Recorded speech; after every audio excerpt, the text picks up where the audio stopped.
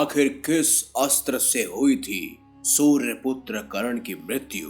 कर्ण और अर्जुन के अंतिम युद्ध के दौरान अर्जुन से कर्ण जीत रहे थे, तो अचानक ऐसा क्या हुआ कि अर्जुन से अचानक ही सूर्यपुत्र कर्ण पराजित हो गए। आप देख रहे हैं मिस्टीरियस हिंदू। तो चलिए अब करते हैं ज्ञान की बात। वीडियो में आगे बढ़ने से पहले चैनल को सब्सक्राइब अवश्य करें और बेल आइकन जरूर दबाएं। जब जब महाभारत का जिक्र किया जाता है तब तब महान धर्मधारी कर्ण और अर्जुन के युद्ध का वर्णन मिलता है। अर्जुन और कर्ण के बिना महाभारत अधूरी ही लगती है। दो भाई आखिर किस तरह से आपस में लड़ पड़े और एक दूसरे के कट्टर दुश्मन बन पड़े। उनके अंतिम युद्ध में ऐसा क्या हुआ जो जीती हुई बाजी अचानक से सूर्यपुत्र कर्ण हारने लगे। चलिए विस्तार से जानते हैं। द्रोणाचार्य की मृत्यु के बाद दुर्योधन शोक से आतुर हो उठा था। उसने कर्ण को सेनापति बना दिया। वहीं भगवान श्री कृष्ण के कहने पर पांडव सेना का आधिपत्य अर्जुन को मिला, यानी अर्जुन सीधे तौर पर कर्ण से मुकाबला करेंगे।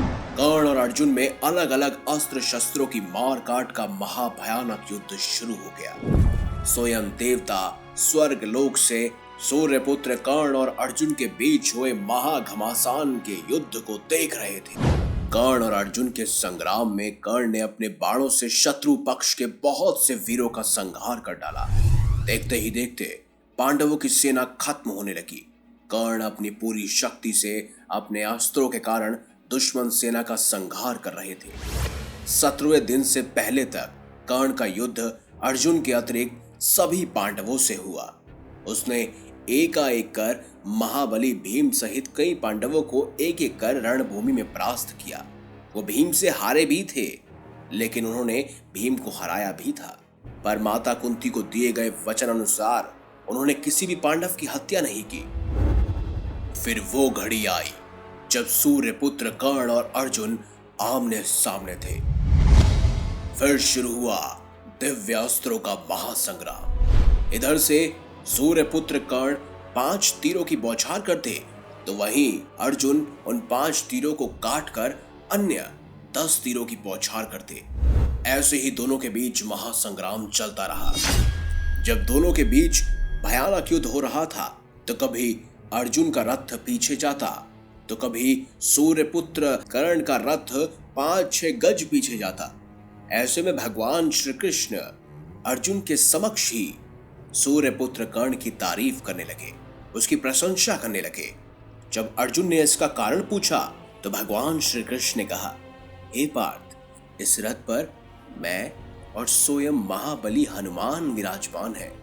फिर भी कर्ण के बाणों की बौछार से ये रथ इतना पीछे जा रहा है और कर्ण के रथ पर कोई नहीं है। सोचो कर्ण कितना पराक्रमी है। फिर दोनों के बीच महासंग्राम बढ़ता गया। उसके बीच ही अश्वसेन नामक नाग कर्ण के बाण पर सुसज्जित होकर अर्जुन की तरफ आ पड़े, और उससे जुड़ी हुई वीडियो ऑलरेडी हम पहले ही बना चुके हैं, तो डिस्क्रिप्शन में भी उसका लिंक दे दिया जाएगा। साथ ही ऊपर दिए गए आई कार्ड बटन में भी आप उसका लिंक देख सकते हैं। अब बढ़ते हैं आगे। इधर सूर्यपुत्र कर्ण और अर्जुन के बीच जब घमासान युद्ध हो रहा था, अचानक से कई सारे पांडव भी बीच में आ गए, जिस वजह से कर्ण पूरी तरह से असमंजस में पड़ गए कि आखिर किससे युद्ध किया जाए। ऐसे में भगवान श्री कृष्ण अर्जुन के साथ रथ को लेकर वहां से आगे निकल पड़े। इसी कारण कर्ण भी उनका पीछा करने लगे। तब कर्ण उलझ गए। तभी उनके रथ का पहिया धरती पर फंस गया।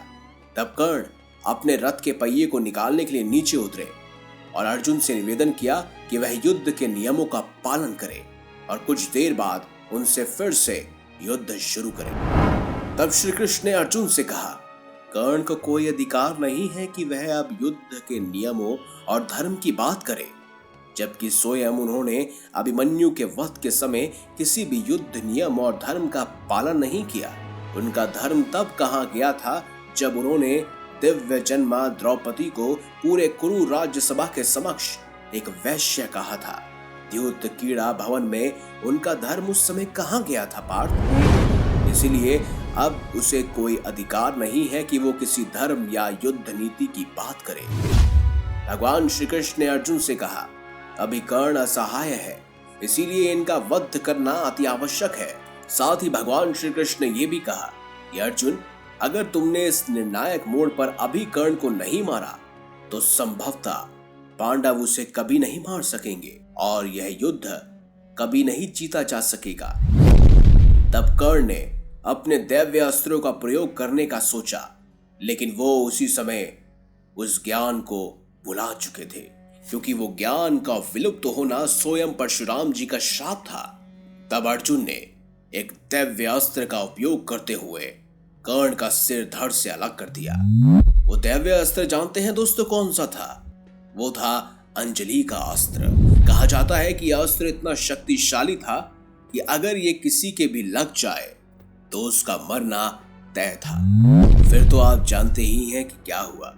सूर्यपुत्र दानवीर कर्ण की मृत्यु के बाद दुर्योधन टूट चुका था। पूरी कौरव सेना यह समझ चुकी थी कि अब उनका बचना या उनका जीतना असंभव ही है। इसी तरह एक मोहन धनुर्धारी और एक दानवीर योद्धा की कहानी का अंत हो गया, लेकिन ये अंत ही उनके जीवन की शुरुआत थी, जिसकी वजह से आज भी उन्हें महाभारत का एक महान योद्धा कहा जाता है। अगर आप भी कर्ण को एक महान योद्धा मानते हैं तो कमेंट बॉक्स में जरूर लिखिएगा कि कर्ण की कौन सी बात आपको सबसे अधिक प्रिय है। अगर आपको ये वीडियो अच्छी लगी है तो लाइक करें, चैनल को सब्सक्राइब कीजिए और ज्यादा से ज्यादा शेयर भी कीजिए। साथ ही हमारी आने वाली वीडियोस आप किस किस विषय पर देखना चाहते हैं ये भी कमेंट बॉक्स में हमें जरूर बताएं।